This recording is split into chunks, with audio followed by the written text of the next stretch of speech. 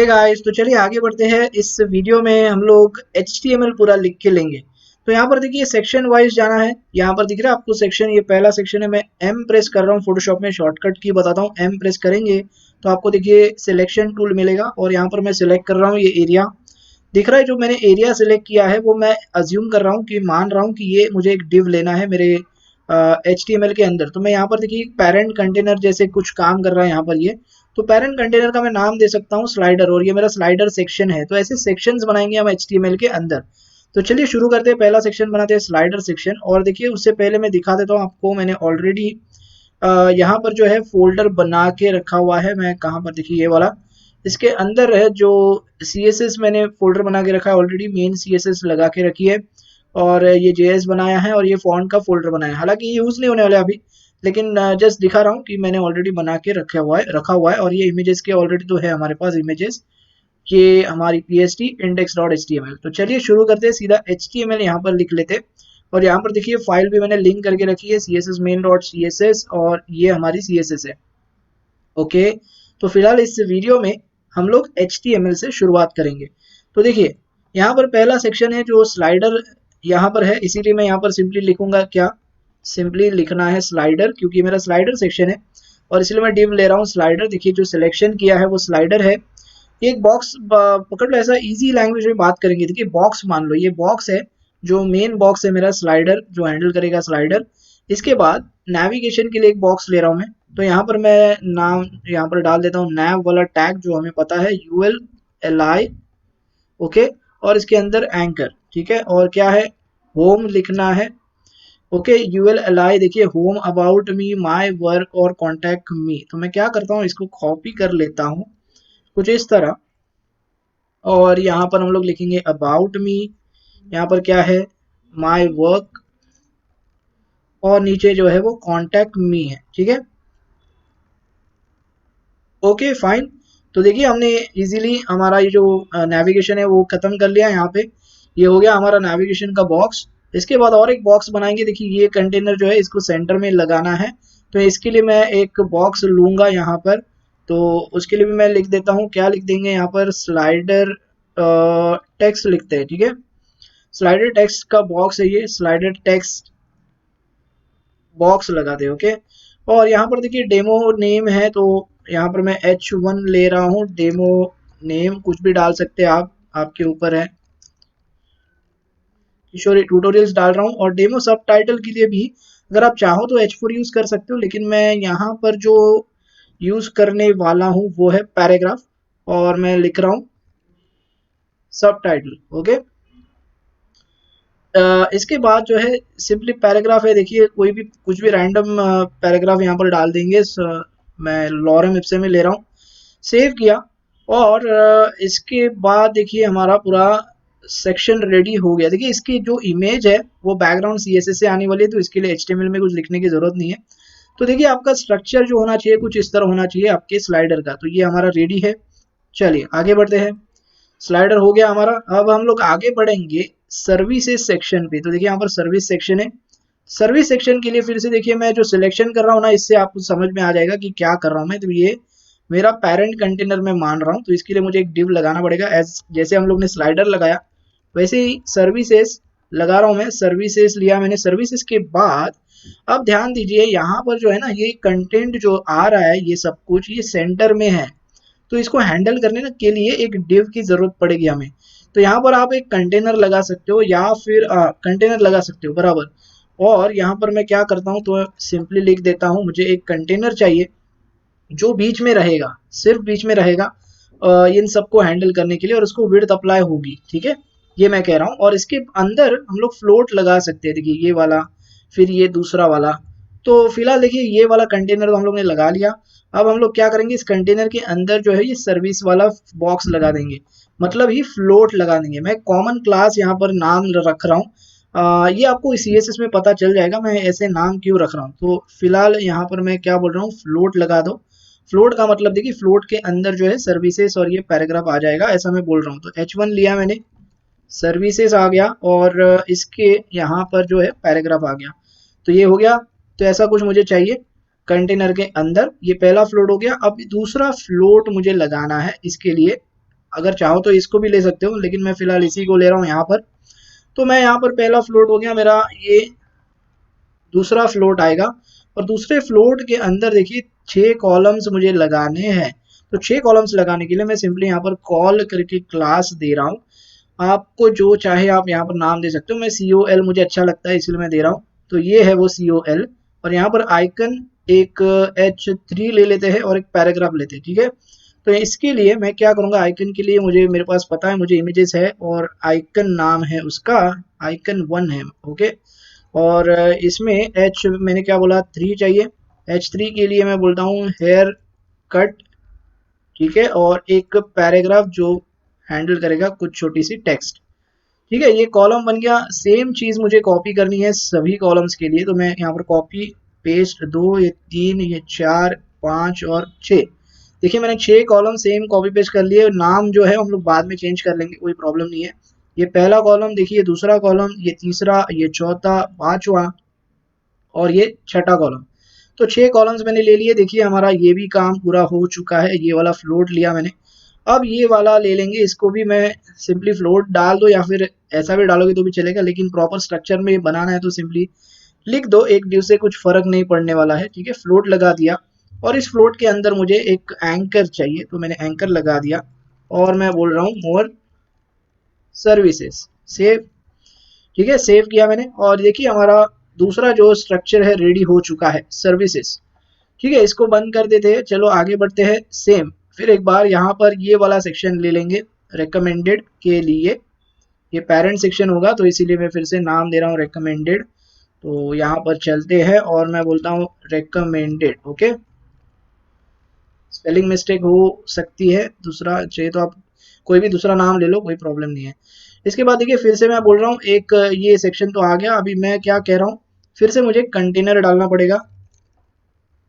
जो कंटेनर क्या करेगा, देखिए ये इन सबको मिडल में रखेगा, ये वाला, इसकी बात कर रहा हूँ मैं, ठीक है। तो ये कंटेनर डाल दिया मैंने। अब कंटेनर में फिर से मुझे फ्लोट लगाना है। यहाँ पर ये देखिए, ये इसके लिए मैं फ्लोट लगाऊंगा पहले तो यहाँ पर मैं जाऊंगा, बोलता हूँ फ्लोट, और फ्लोट में H1 यूज करूंगा मैं। देखिए ये रिकमेंडेड वगैरह जो चीजें है ना, ये एक ही हेडिंग है, सर्विस, रिकमेंड, फिर टेस्टिमोनियल, तो एक ही होने वाला है, इसीलिए मैं H1 लगा रहा हूँ। देखिए क्या सर्विसेज में हम लोग ने H1 लगाया ना, हाँ H1 है, तो इसमें भी हम लोग H1 ही लगाएंगे। और मैं बोलता हूँ रिकमेंडेड, ओके, आर कैपिटल, और छोटी सी टेक्स्ट है तो पैराग्राफ लॉरेम इप्सन। सेव किया, ये हो गया हमारा। अब यहाँ पर देखिए चलते हैं फिर से, यहाँ पर फिर से एक फ्लोट आ जाएगा इन सबको कंटेन करने के लिए, कंटेनर जैसा काम करेगा। तो यहाँ पर फिर एक बार इस फ्लोट के नीचे हमें लिखना है फ्लोट, और इसमें देखिए 4 और 4 और 8 कॉलम्स है। तो यहाँ पर देखिए COL लिख रहा हूँ फिर एक बार, और हर एक कॉलम में देखिए इमेज और एक हेडिंग है और एक रुपीस करके कुछ है। तो यहाँ पर चलिए इमेज पहले डाल देते हैं। इमेजेस में मेरे पास क्या है, P1, ओके। इसके बाद हेडिंग के लिए मैं H5 यूज कर रहा हूँ, और देखिए क्या है, अरेबिक डिजाइन करके कुछ है। यहाँ पर आप बाद में टेक्स्ट जो है वो बाद में चेंज करेंगे, फिलहाल हम लोग स्ट्रक्चर बना रहे हैं। और ₹2510 है, जो यहाँ पर मैं स्पैन या फिर पैराग्राफ यूज कर सकता हूँ, तो मैं ₹2510 डॉट डॉट समथिंग, ओके। तो ये देखिए हमारा एक कॉलम बन चुका है। इसी तरह मुझे 7 कॉलम और बनाने हैं। मैंने 1 2 3 4 5 6 7 और 8, ओके। मेरे ख्याल से ज़्यादा हो चुके हैं, चेक कर लेते हैं कितना बनाया मैंने। एक हो गया, देखिए ये P2, ये है P3, ये है P4, फिर से P1, P2, P3 और ये P4, बराबर है 8 है। सेव किया और देखिए 8 कॉलम्स आ चुके हैं इस फ्लोट के अंदर, 1 2 3 4 5 6 7 और ये 8वां, ओके। तो ये भी हो गया बराबर से। और इसके नीचे और एक फ्लोट डालूंगा मैं, इसके लिए मोर डिजाइन्स के लिए। तो यहाँ पर फ्लोट और एंकर आ जाएगा, और यहाँ पर क्या है, मोर डिजाइन्स। सेव किया मैंने, चलिए ये भी हो गया हमारा। देखिए इसके बाद टेस्टिमोनियल, तो टेस्टिमोनियल के भी फिर एक टेस्टिमोनियल के लिए भी एक पेरेंट ले रहा हूं मैं रिकमेंडेड के बाद। Testimonials, okay. और टेस्टिमोनियल के लिए देखिए फिर से यहाँ पर एक कंटेनर आएगा, कंटेनर आ गया। कंटेनर में फिर से मैं वही चीज करने जा रहा हूँ, फ्लोट, फ्लोट आ गया। फिर से H1 आएगा, टेस्टिमोनियल्स MONILS, और ये पैराग्राफ। इसके बाद और एक फ्लोट आएगा जो दो कॉलम्स कंटेन करेगा। यहाँ पर फिर से इस फ्लोट के नीचे देखिए फ्लोट आएगा, और यहाँ पर दो कॉलम आने वाले हैं, COL और COL के अंदर देखिए इमेज, एक हेडिंग और पैराग्राफ। तो फिर से IMG इमेजेस के अंदर स्मॉल इमेज, हेडिंग के लिए मैं H6 ले रहा हूँ और नाम देते हैं कुछ भी, स्मृति पार्टी जो भी है, और ये सिंपली हमारा पैराग्राफ। ठीक है, और ये दो कॉलम आने वाले हैं इसमें, तो इसीलिए फिर से मैं इसको कॉपी कर रहा हूँ, पेस्ट कर रहा हूँ नीचे। अब देखिए फिर से यहाँ पर एक फ्लोट में दो कॉलम है और ये वाला फ्लोट में ऊपर का हेडिंग है, टेस्टिमोनियल भी रेडी। ठीक है, इसके बाद है देखिए बुक नाउ सेक्शन, फिर से एक पेरेंट ले लेंगे, जैसे टेस्टिमोनियल लिया हम लोग ने वैसे मैं यहाँ पर बुक नाउ ले रहा हूँ। और अगेन यहाँ पर मैं एक कंटेनर डाल रहा हूँ, तो कंटेनर यहाँ पर इस तरह। इसके बाद यहाँ पर फिर से ये फ्लोट आएगा, तो फ्लोट, और फिर से उसके अंदर जो है H1 है, बुक नाउ, और यहाँ पर क्या है देखिए पैराग्राफ है, तो फिर से पैराग्राफ के लिए पैराग्राफ। ये हो गया हमारा पीछे। इसके बाद फिर से मैं यहाँ पर और एक फ्लोट लगा सकता हूँ फॉर्म के लिए, तो यहाँ पर मैं फ्लोट बोलता हूँ, फॉर्म बोलता हूँ, और इस फॉर्म के अंदर जो है इनपुट टैग आएगा, और ये होगा डेट, बराबर है, ये डेट है ना, डेट टाइप है, डेट पिकर आना चाहिए इस वजह से। और नीचे एक बटन डाल देते हैं, फिलहाल कुछ ऐसे ही डाल दे रहा हूँ मैं, बुक नाउ। ओके, और इसके बाद देखिए बुक नाउ भी हो गया हमारा प्रॉपर सही तरीके से, कोई टेंशन नहीं है। ये फ्लोट फ्लोट और ये वाला बुक नाउ हो गया। अब इसमें आएंगे थोड़ा सा फुटर में, फुटर में भी देखिए एक पेरेंट डाल देंगे, दोनों ब्लैक और ये जो ब्राउन कलर जो भी है, कौन सा कलर है पता नहीं। तो यहाँ पर फुटर लिख रहा हूँ मैं, फुटर के अंदर एक तो फुटर हो गया। इसके बाद मैं बोल रहा हूँ देखिए कंटेनर यहाँ पर आएगा, और ये देखिए मैं कॉपीराइट जो है इस बार नीचे रख रहा हूँ, क्योंकि कॉपीराइट में देखिए बैकग्राउंड कलर लास्ट तक है, राइट और लेफ्ट से लेके। तो इसीलिए मैं कंटेनर जो है कुछ इस तरह यहाँ पर ही ले रहा हूँ इनके लिए। तो इसका कंटेनर हम लोग नीचे लगा देंगे कॉपीराइट का, तो ये ले लो पहले। तो यहाँ पर मैं बोलता हूँ कंटेनर दे दो भैया, कंटेनर आ गया। फिर कंटेनर में अभी थोड़ा सा ध्यान दीजिए, यहाँ पर 3 और 3 6 कॉलम्स है फिर से। हाँ, लेकिन यहाँ पर देखिए ये जो कॉलम है ना, ये थोड़ा सा बड़ा है, बाकी सब मुझे लगता है सेम कॉलम्स है, तो ये हिसाब से हमें वो CSS अप्लाई करनी है। लेकिन फिलहाल HTML लिखते वक्त आपको सेम लिखना है। देखिए एक पहला कॉलम ले लेते हैं यहाँ पर, तो यहाँ पर फिर से मैं फ्लोट ले रहा हूँ, और फ्लोट के अंदर देखिए ये आपने कंटेनर तो ले लिया ना। अब कंटेनर में देखिए फ्लोट वैसे तो लेने की जरूरत नहीं है, एक फ्लोट के अंदर अगर चाहिए तो आप ले सकते हो ऐसे। अगर ये फ्लोट लेना है तो कुछ इस तरह फ्लोट में ले रहा हूँ, चलो फ्लोट ले लिया मैंने। और इस फ्लोट के अंदर मैं चाहता हूँ सारे कॉलम्स आए, तो मैं बोलता हूँ यहाँ पर .col आ जाएगा। तो COL में देखिए अबाउट मी और पैराग्राफ है, तो यहाँ पर मैं चलो H2 यूज कर रहा हूँ अबाउट मी के लिए, और पैराग्राफ के लिए सिंपली पैराग्राफ। इसके बाद और एक कॉलम है। ओके, तो ये कॉलम के लिए थोड़ा सा डिफरेंस है यहाँ पर, तो फिर से COL ले रहा हूँ। COL में फिर से मैं H2 लूंगा, लेटेस्ट ट्वीट लेते हैं।